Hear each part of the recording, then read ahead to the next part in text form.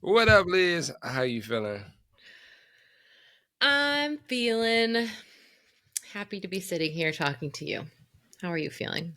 I sharing the sentiment. I Nice. think, regardless of what may be transpiring in life, whenever I come to the show and we're together, I am happy. Me too. I feel very much the same way. As though when you got those type of spaces in your life, they kind of hold that continuity where it's like, hey, when I show up here, like this is the energy, you know? Yeah. No, Yeah. yeah. Vibes are Uh, good. Which also, I think that only is possible for me when I know it's okay if I'm totally not okay. Like if I came here and I was just like, the energy is bad, you'd be like, all right, we're here for that too. Like that makes yeah. it safe to be all the things, which makes me happy. How many spaces in your life do you have where you can be the full spectrum of Liz, do you think? So by spaces, I think I'm going to need a definition of spaces while I think about this question. Just like places you can go, relationships, like literal spaces, Mm, practices. Do you have, is it myriad? Do you have a myriad amount of places? I don't know if I use it's no, that's a good one. That's right. MYRIAD. Do you have a whole bunch of places that you can go and A be the full? buffet of places. I think.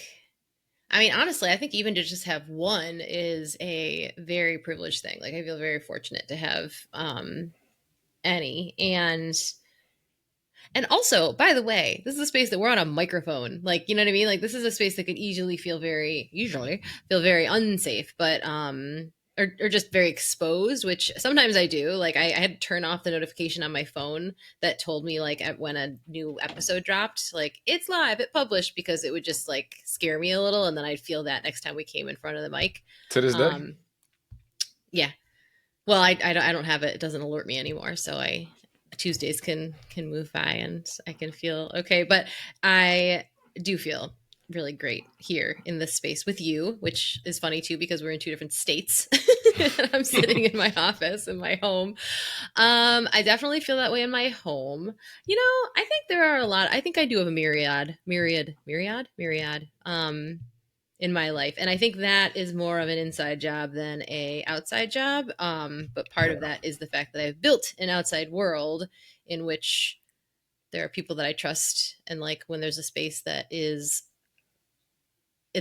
inhibiting of part of me, I actually really like that I'm able to have a little bit of agency over which parts of me show up in different places. I think that's like an Uh, okay and appropriate thing. But I do think, like, there are spaces in the past that I've been in where part of me that felt really important to me, or like my integrity or my values or whatever, were being, I'd have to hold them back. And I don't go to those places anymore. Like, I have a lot of choice, which is, again, very privileged. And I feel very fortunate and also very proud for having built that life and continue to try to build that life. How many do you have? no, I mean, just to piggyback off what you shared, I think there's a difference between this discernment as That's a to good what it word. is that I can share and suppression, where Mm-hmm. it's like I literally can't share that here. You know, Mm-hmm. I know that that can be an interesting line to toe for a lot of people, especially for people who lived away for a long time and then made a change and then begin to live another way. Per recovery, like me, or per some other life change where it's like, hey, I literally can't change the spaces that I come back home to, but Mm-hmm. there are ways that I can choose to not share these here, but I have spaces I can go and share these things there, you know? And the sharing part, I think, isn't always the most important part for me anyways. I disagree with me if you want, but I feel like sometimes it's not about like whether I can share every single thing on my mind or on my heart. It's Mm, more like, am I doing or saying things that are directly like in violation of those things, or like am I harming myself? Am I I don't know if that makes sense.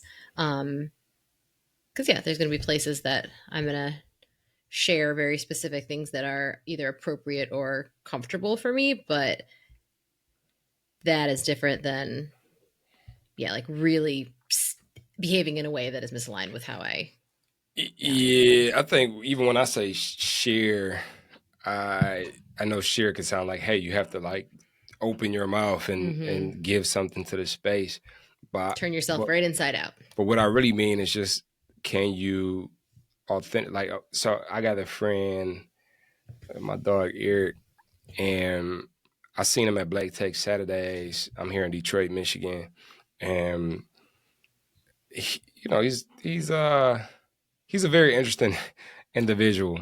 Very high impact. He does a lot of stuff. He used to be the chief storyteller of the city of Detroit. Um, and I see him out, and he's got, I don't know if you know what the Nintendo Switch is, Mm-hmm. but he's I mean, I've heard the words. I don't know why I said yes if I know what that is. like, yes, the Nintendo Switch. It's Nintendo and it switches. I've heard both of those words before. It's like a portable game system, basically, Okay. right? And he's playing this game called Super Smash Brothers, and we're out, and there's like this guy speaking on stage. I think that was the one with the CMO of like Rocket Mortgage that was there. And when I bumped into him, I'm like, "What are you doing, bro?" And he was like, "This is my inside outside day." I'm like, "What do that mean?" He was like, I go outside because I know I need to be outside, but I do my inside stuff. I'm just kind of like on my own. I'm just in my own world." And I'm like, I really admire that. And there's a lot of people that don't know how to do that. There's a lot of people that Yeah. don't know that they can do that. I remember the first time I was at the movie theater and I was just reading a book, and like this couple sat next to me. It's like, "Oh yeah, you're going to school, huh?" I'm like, "Nah, just just reading a book at the movie theater." Like you Because do. like I'm hanging out here today because that's just what I want to do with myself, and Yeah. who I am right now in this moment is I just want to read this book, and that's what I'm doing, And in that moment, like that's me sharing myself with the space, like being myself authentically, feeling like I don't have to contort or be something other than what I am in the space. Yeah. And I think, like you said to begin with, a lot of that is an inside job, because it takes for us Mm-hmm. to feel like we deserve to take said space, Yeah. and maybe a lot of that, I know for me, any times that I would feel like I couldn't take that space or I didn't deserve that, I would stem from like maybe a trauma I had recently where somebody like, "Well, why are you doing that? Well, why are you wearing that shirt? Well, why are you talking like that?" He's my, but they used to Were you when talking like that? I no, but like No judgment, but I don't, in case you all didn't know, I'm a black man. I'm an African American man, and they got this thing in the black community where it's like, "Hey, you talk white." And it's like, what do that mean? Now I say, what do that mean now because I'm enlightened. And it's like, you can't talk a color, bro. Like, what are you talking about? But then and now I do understand what that means. It's like you don't belong. You're like, mm, you don't belong here. And so I would, eventually I began talking differently. And there would be a lot of times where like, and I still get in modes where maybe this is therapy, because maybe that's why I don't always like to listen to you know things back all the time, because mm. it's like, my voice for too long, nah, I doubt that's it. I like the sound of my voice. Sometimes I don't like the sound of my voice though, and I really like, there's a lot that goes into the way that I present my voice. And at one time it was overt in a way that I am pretending, I am putting a lot, I'm acting, I am projecting in a way that needs to be accepted. Mm-hmm. And now who you hear now is like, it's just me. I have a golden voice, and I've You learned how to do. take advantage of it. Velvety. But there's a lot of the kid who used to be called the kid who talks white, that talks Mm. on his microphone, and I had to accept him and reject the feeling, not reject, integrate why I felt not accepted, and had that conversation with myself continually to be able to show up in spaces authentically. Does that make sense? Totally makes sense. Yeah. Well, and I think, there's this really cool um therapy modality called IFS. Have you heard of that? Internal Family Systems. Yeah. Yeah, and it's the first time I heard it, I thought it was like family therapy, Yeah, that's what and I like thought too.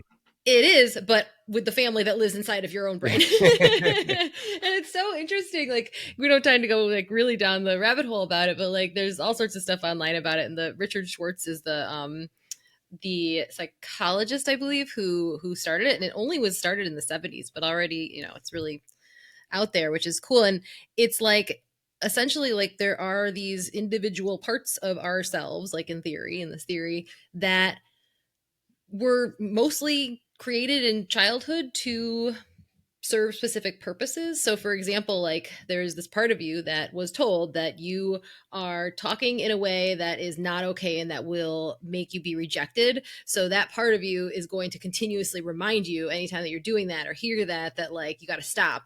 And it's because, it's kind of like that, like you said, that integrated part that is of somebody that said something really mean, but the integration is like somebody that really loves you within you that really just wants you to be safe, and so it's going to tell you like don't do that, don't do that, we're not safe if you do that.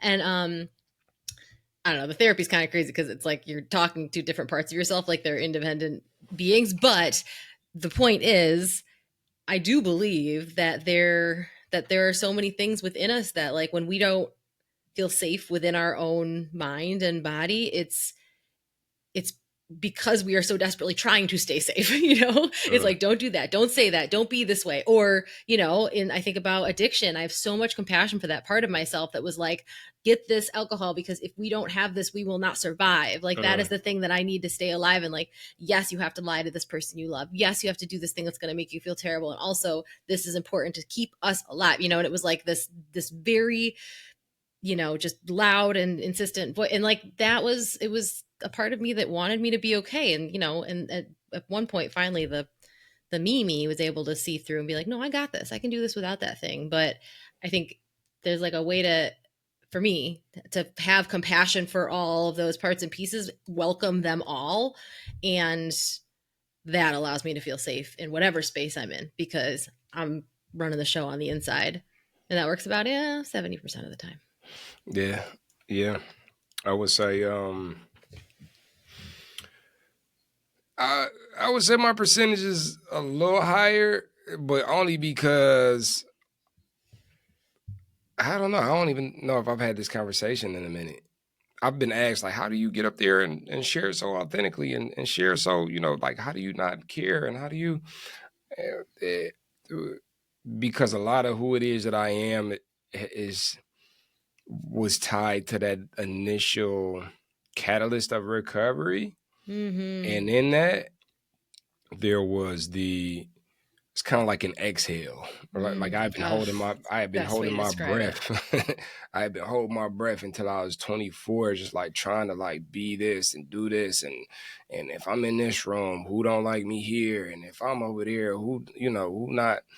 And then with recovery, it was just like, and so it's like, I I'm walking around just who like I don't care because of the work that I'm doing on myself and in life to make sure that I'm who I I want to be. I know Mm-hmm. I'm not gonna walk into a room where somebody gonna be there that don't like me that I didn't really really freaking try. Mm-hmm. You know, Leah asked me the other day, I guess it's a question that was going around. If somebody said, I'll give you $5 million, but everybody that you've ever loved has to be able to watch your life from the beginning to right now. And I'm like, well, you have to that's a weird question, first of all. And then she kind of like went deeper into the detail. Basically, what the question is alluding to is that everybody gets to see everything that you've ever done, and I think like that question probably will freak out people who have done a lot of ducking and dodging, or maybe have not integrated pieces of themselves that they used to duck and dodge, but now they don't, and they just severed. And it's like, oh no, I wouldn't want them to see me then. Like, for Mm-hmm. $5 million, we all, I mean, y'all might see something y'all want to see. Y'all might want to close your eyes, but we gonna be, it's a come up, because I don't care, Yeah. because I'm me. Like Yeah. it.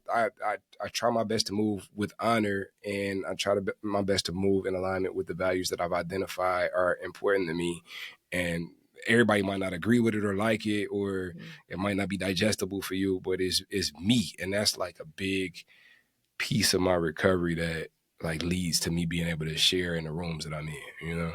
Yeah, hell yeah. I mean, that's like the greatest.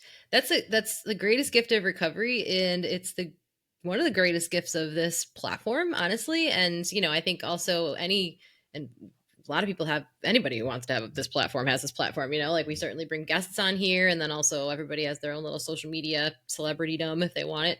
But I remember the first time I talked about recovery out loud, like somebody invited me on their podcast, and I decided that was going to be the time that I talked about it, because I'd always talked about anxiety and panic attacks, and so I had a little bit of a platform about that. And then but to talk about this felt like I was really showing the dirtiest of the laundry, and I got the relief I felt after that, because it was like, sure, go play the tapes back, like read the well, you couldn't read the journals if you wanted to. My handwriting is so bad. But like there's just it's like, yeah, like it's to to sincerely believe that the worst things you've ever done don't define you, Mm.